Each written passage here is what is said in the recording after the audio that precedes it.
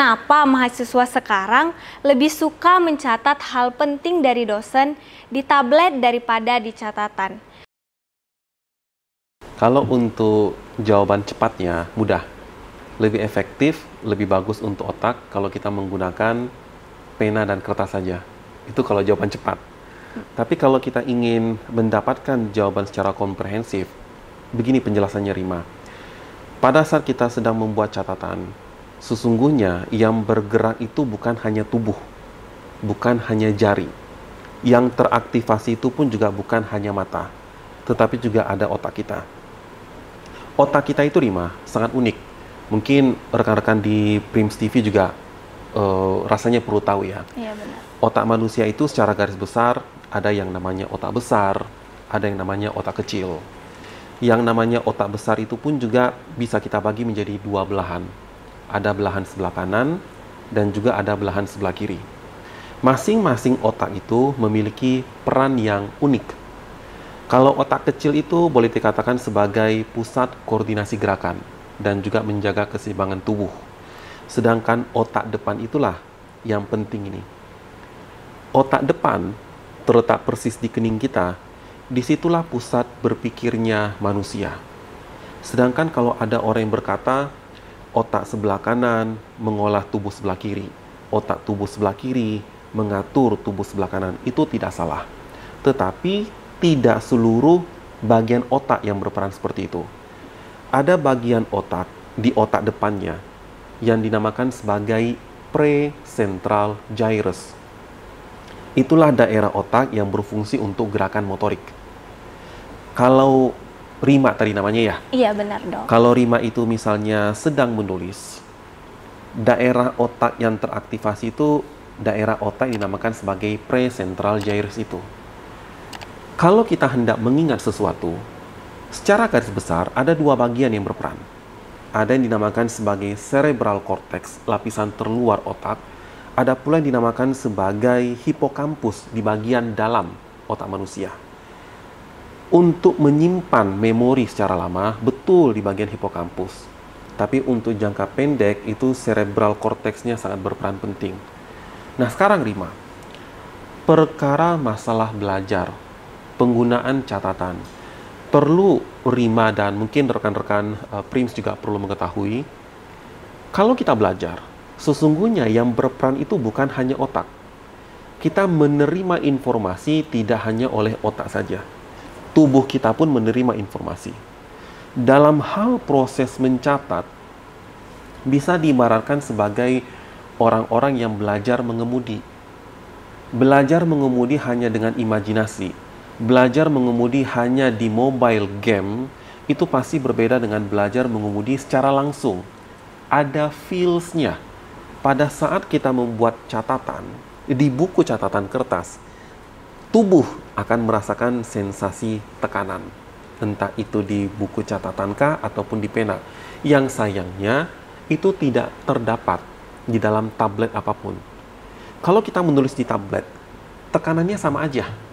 Tapi kalau kita menulis di buku catatan, masing-masing huruf di tulisan itu memberikan tekanan yang berbeda. Itulah informasi tambahan yang membantu otak mengingat hal-hal tertentu yang diasosiasikan dengan kegiatan tertentu.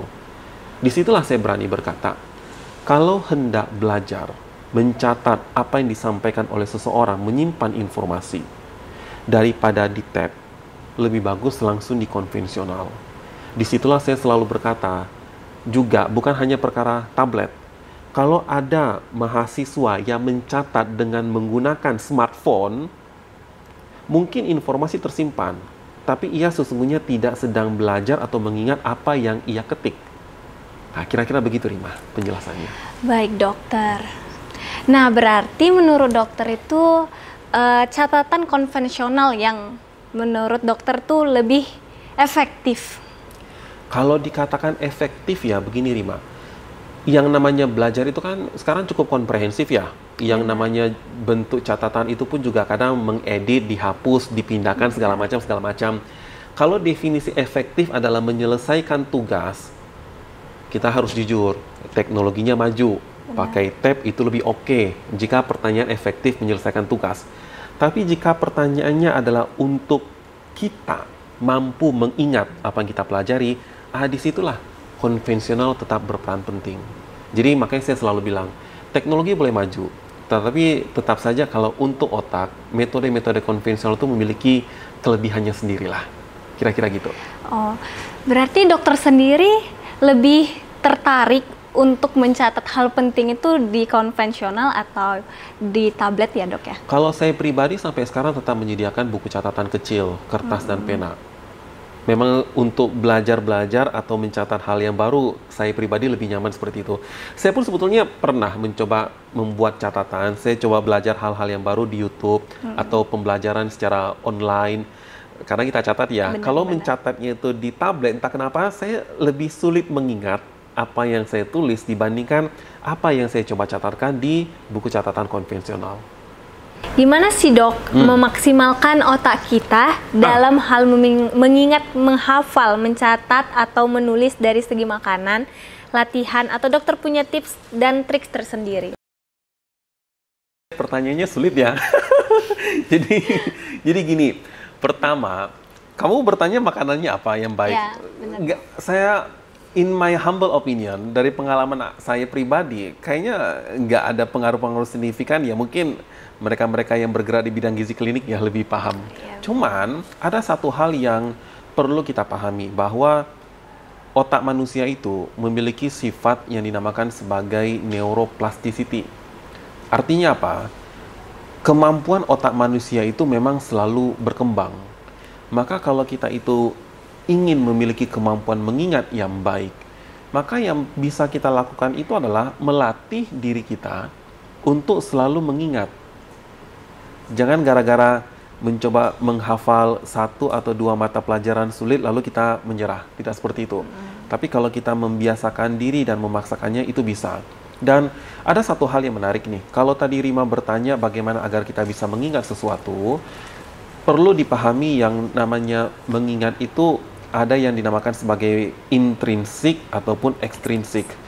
Kalau ekstrinsik itu misalnya nih, jika ada di antara teman-teman nih, coba kita ingat-ingat ya, waktu kecil di masa SD, suruh mengingat Pancasila, ketuhanan yang Maha Esa dan segala macamnya. Awalnya susah menghafal, tapi gara-gara setiap hari Senin kita mendengar pembina upacara mengucap hal itu, bahkan intonasi suaranya pun kita bisa meniru. Benar. Hanya gara-gara pengulangan. Jadi yang namanya kemampuan mengingat itu betul-betul bisa dilakukan dengan yang namanya pengulangan. Dan mengenai masalah aktivitas fisik untuk meningkatkan kemampuan kita, ada satu metode sederhana yang bisa kita lakukan. Tidak perlu yang namanya olahraga khusus, spesifik, whatever lah segala macam itu. Tetapi sesungguhnya kita membutuhkan yang namanya sebuah kegiatan yang betul-betul bisa meningkatkan denyut jantung, frekuensi nafas, atau membuat kita berkeringat. Dan itu bukan selalu berarti harus berlari 10 kilo atau mengangkat barbel 100 kilo. Tidak seperti itu. Hanya sekedar tindakan naik turun tangga. Come on. Kita sama-sama tahu lah. Prims juga rasanya tahu ya. Kita di kampus Unpri ini gedungnya tinggi. Kita tahu dari lantai 10 itu sudah gedung-gedung perkuliahan ya, mulai dari rektorat, lalu lantai 11 ada pustaka, lantai 12 mulai fakultas-fakultas. Dari lantai 12 ke lantai 15 berikutnya ya, 13, 14 kan tidak ada di sini ya. Dari lantai 12 ke lantai 16, ya naik tangga aja lah. Kalau mau naik, jangan sampai hanya gara-gara kita ingin naik, begitu ingin naik dari 12 ke 16 tidak mau menggunakan tangga, kita sampai rela turun ke lantai basement. Kan sering kita temui orang-orang seperti itu ya, hanya gara-gara tidak mau. Begitu sih, Dok. Oh begitu. Hanya gara-gara tidak mau naik 2 atau 3 lantai dengan tangga, memaksakan diri naik lift meskipun turun ke basement. Itulah yang membuat otak kita itu tidak bisa berfungsi secara optimal. Salah satu cara mudah agar meningkatkan kemampuan otak adalah memaksa diri kita itu untuk bergerak. Tidak perlu yang saya sebut tadi, tidak perlu berlari 10 km ataupun angkat barbel 100 kilo. Hal-hal sederhana, naik turun tangga aja, itu sudah sangat mendukung. Nah, 2 itulah yang mungkin bisa saya kasih ya. Terus, kita kan sering memanfaatkan mind map gitu dok, kayak kita ada satu topik terus bercabang-cabang nih. Yap. Nah, apakah hal ini bisa membantu melatih banyak bagian otak kita? Very good. Bukan perkara melatih otak, tapi itu justru membantu kita berpikir. Membantu kita untuk merekonstruksi atau membuat struktur apa-apa saja yang mau akan kita sampaikan. Kalau kita itu membuat catatan, langsung menulis dengan rapi, ada satu kelemahan yang muncul. Dosen menerangkan, lalu kita mencatat dengan rapi, selalu kita rapikan pada saat itu juga. Permasalahannya begini tantangannya. Pada saat kita mencoba merapikan catatan, langsung membuat catatan dengan rapi, dosen itu senantiasa sudah memberikan informasi-informasi yang baru. Akibatnya, kita selalu ketinggalan informasi. Benar. Maka jika kita hendak membuat catatan dengan metode mind map, itu justru bagus. Atau dicoret-coret aja dahulu. Kita kalau mencatat secara utuh apa yang disampaikan oleh dosen, itu tentu sulit. Tapi kita bisa mencatat apa poin-poinnya. Sama halnya begini, Rima. Kalau kita ingin menyampaikan sesuatu dan kita menuliskan semuanya, yang terjadi adalah kita malah menghafal. Benar. Tapi kalau kita bikin pointer, kita bisa berimajinasi kira-kira apa ya yang kalimat akan kita sebutkan dengan pointer-pointer itu. Hal itu pun berlaku sama dengan waktu kita membuat catatan. Maka pada saat kita berdiskusi, kebiasaan kita mulai dari SD, SMP, SMA, kita harus mencatat full apapun disampaikan oleh guru. Dan itu ternyata tidak tepat. Yang tepat itu adalah kita mendengarkan apa ucapan seseorang, kita catat poin-poinnya. Dan saya rasa mungkin rekan-rekan wartawan juga ada begitu kali ya. Waktu mewawancara di zaman dulu kan tidak mungkin catat semua. Benar. Dia sudah mencatat poin-poinnya apa aja. Dari situlah ia mulai bisa merangkai. Itu yang saya rasa bisa kita terapkan dalam hal mencatat pelajaran.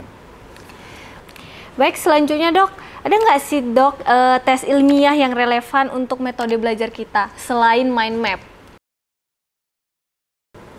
Masing-masing orang tuh kan memiliki karakteristiknya masing-masingnya. Ada orang yang memang rajin, ia belajar setiap hari secara disiplin. Dan ada orang yang tidak.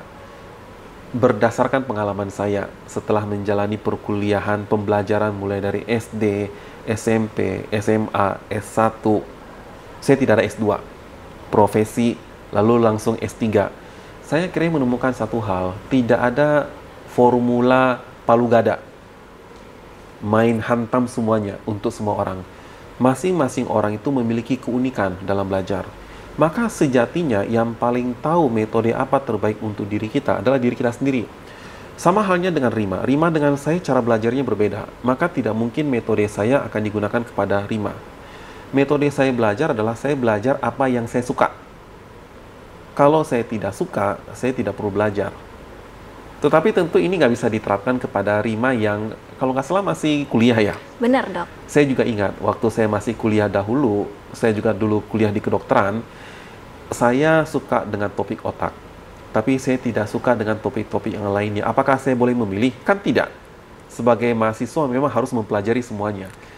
Nah, itulah enaknya kalau sudah menyelesaikan semua perkuliahan ya. Saya bisa fokus kepada apa yang saya sukai.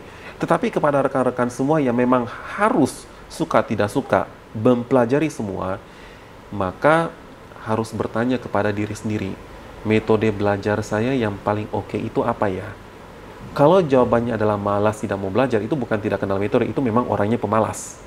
Dan untuk mengetahui apa yang kita suka, kita harus memahami yang paling menarik sebetulnya apa ya dari topik-topik yang kita pelajari. Nah, itu mungkin yang bisa saya sampaikan ya. Metode ilmiahnya adalah kenali dulu diri sendiri, kenali apa yang kita sukai. Mulailah dari situ.